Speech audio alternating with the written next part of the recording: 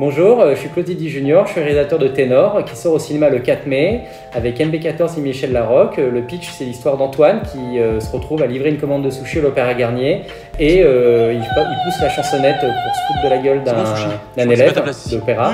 Et de là passe une prof de chant, Marie Loiseau, et qui entend un diamant brut. Et de là commence l'histoire de Ténor où elle va essayer de convaincre Antoine de chanter de l'opéra, et lui va pas assumer le fait de chanter de l'opéra, donc va le cacher à sa famille et à son environnement, et de là commence le parcours d'Antoine pour essayer d'arriver à trouver sa place.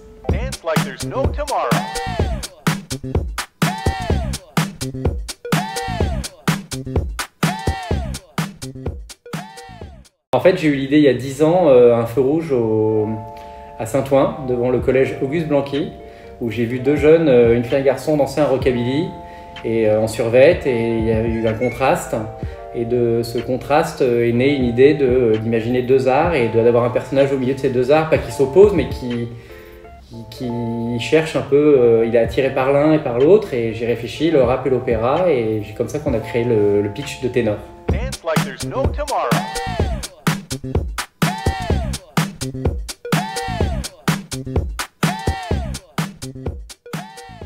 Des rencontres, en fait, le producteur, je l'ai rencontré à un mariage, on se connaissait un petit peu, mais j'avais jamais fait de film, j'avais écrit un scénario qui ne s'était jamais fait, et je lui ai pitché le film, il a aimé l'histoire, et il m'a dit allez, écris-le, et donc je l'ai écrit avec Cyril Drou, qui est mon co-auteur.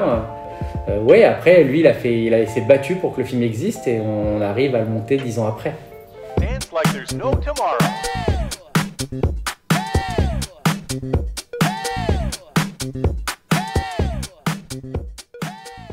On s'est dit bah tiens, on va regarder les émissions, donc on a regardé The Voice, je sais pas s'il y avait encore la Nouvelle Star, mais bon, on a regardé ces émissions là, et la première émission de The Voice de l'année 2016, la première c'est Gansa Paradise MB14, et c'est vrai qu'on l'a tout de suite, on a été fasciné par ça, on s'est envoyé des textos avec le producteur, et là on s'est dit tiens, il faut absolument qu'on trouve qu'on le rencontre, donc il a réussi à le contacter, et après il fallait trouver quelqu'un pour le rôle du frère, mais pour des essais. Et moi j'ai fait tout bêtement, parce qu'on n'avait pas de directeur casting, j'ai fait les strombinoscopes de toutes les agences de comédiens. J'ai sélectionné des personnes, et il y avait une photo qui me plaisait de quelqu'un, c'était Guillaume Duhem, donc qui joue le rôle du frère.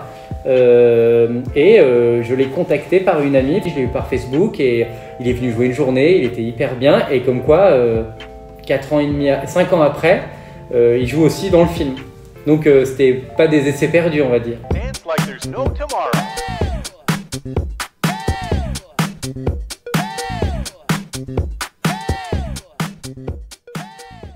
Disons, il fallait pas le vampiriser non plus, pour pas dire ah on tourne à l'Opéra Garnier, il fallait le prendre comme un décor un peu comme un autre, mais en sachant qu'on est dans un endroit sublime, donc il y avait un petit ajustement à faire de pas trop en faire, mais quand même montrer l'endroit.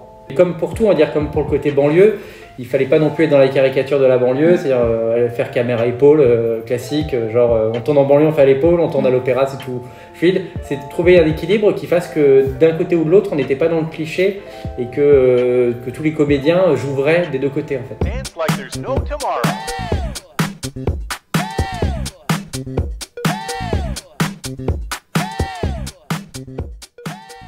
Ouais, depuis tout petit, j'ai toujours eu envie de faire ça. Après, je ne l'ai pas fait tout de suite parce que j'ai 41 ans, donc j'ai pas réalisé mon film à 20 ans en ayant des connexions. Là, c'est vraiment par mes réseaux que je me suis fait moi pendant 20 ans en tant que technicien, en tant que cadreur, scénariste. Et bien sûr, mon nom a sans doute servi à faire que les gens m'écoutent un peu plus, mais après, si l'idée n'est pas bonne, je pense. Pareil, les gens qui vont voir le film, si le film n'est pas bon, je pense qu'à un moment, ils décrochent du fait qui a réalisé le film, ils s'en foutent un peu.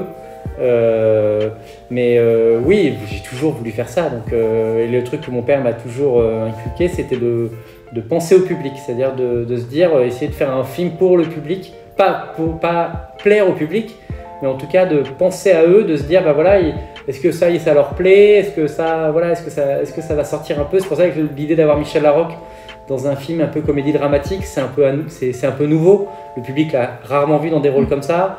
D'avoir MB14, c'est unique, parce que c'est la première fois qu'on le voit, donc il y a une fraîcheur.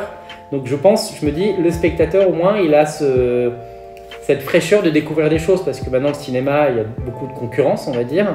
et que si on veut que les spectateurs retournent au cinéma, il faut un peu leur sortir de la routine et d'éviter de leur proposer des téléfilms au cinéma, sans que ce soit péjoratif, parce qu'il y a des super bons téléfilms, mais c'est pour la télé.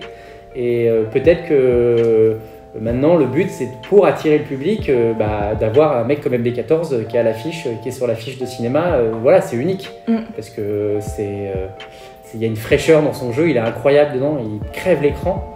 Et que voilà, c'est ça la nouveauté aussi pour le public.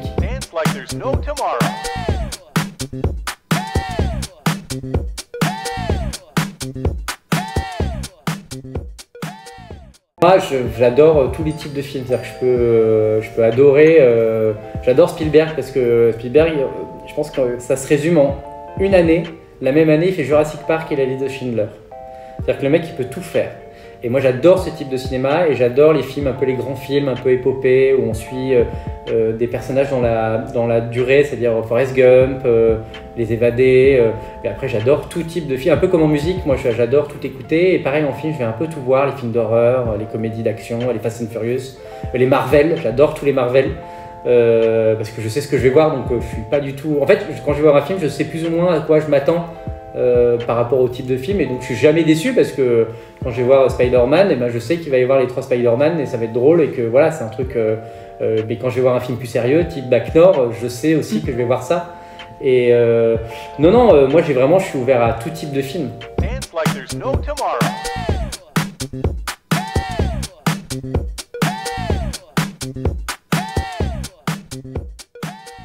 Je suis né là-dedans, j'ai énormément de chance.